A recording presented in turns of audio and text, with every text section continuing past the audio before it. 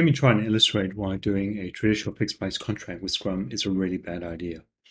Typically what happens with a traditional fixed price contract is that once you have those fixed variables, the scope, the timeline, and the dollar amount. Typically, the way that it's expressed when organizations will try and do Scrum is they'll take all this information, the scope, the timeline, the dollar amount, and they'll prorata that across the duration of a project. And let's say, for example, we're doing 2-week sprints. They'll do a Gantt chart in each of these boxes.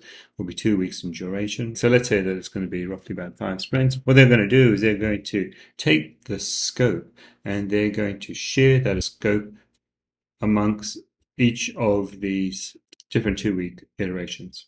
And so each one of these is going to be fixed scope. And this is going to break. And the reason why this is going to break, this is going to be a failure pattern.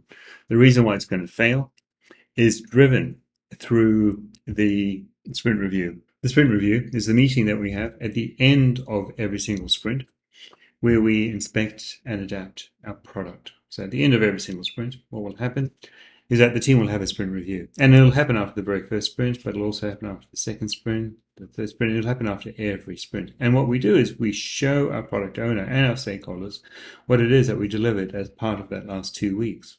And usually what happens is that most product owners will say, well, that's not what I want. It's what I asked for, but it's not what I want.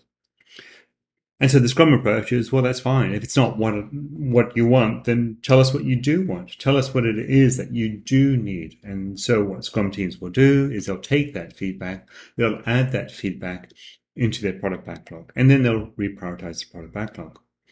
But what that means is as part of the next sprint, if you have a fixed scope for the next sprint, the Scrum team are going to have to deliver that fixed scope in addition to any changes that was requested by the product owner. Now, of course, that's going to happen after the first sprint, but it's also going to happen after the second sprint. As part of the second sprint, what's going to happen is that, again, the product owner is going to ask for changes. Again, the Scrum team will add that to the product backlog. And then as part of the third sprint, you'll have the allocated work plus changes on top of changes. And then sprint after that, you can have the allocated work plus changes on top of changes. And then as you go along, what you find is that all the changes accumulate. So the amount of work associated with the changes becomes larger and larger and larger and larger. And if you follow this pattern, then you'll end up with an approach that's called an incremental death march. What your team will do is usually they'll do the first sprint quite successfully, but after the very first sprint, they'll do a 2-week death march, followed by another 2-week death march, followed by another 2-week death march, followed by another 2-week death march.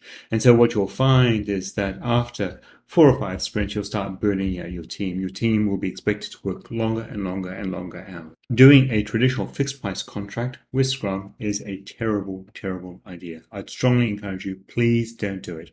There are better alternatives.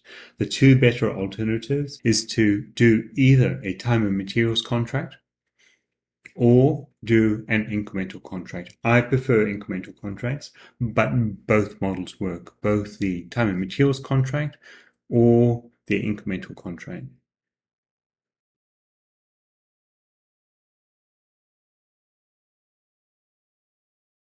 My name is Kane, and you can find me on the web at agilefederation.com. If you would like to talk about anything raised in this video, you can contact me via my website. I hope this has been useful.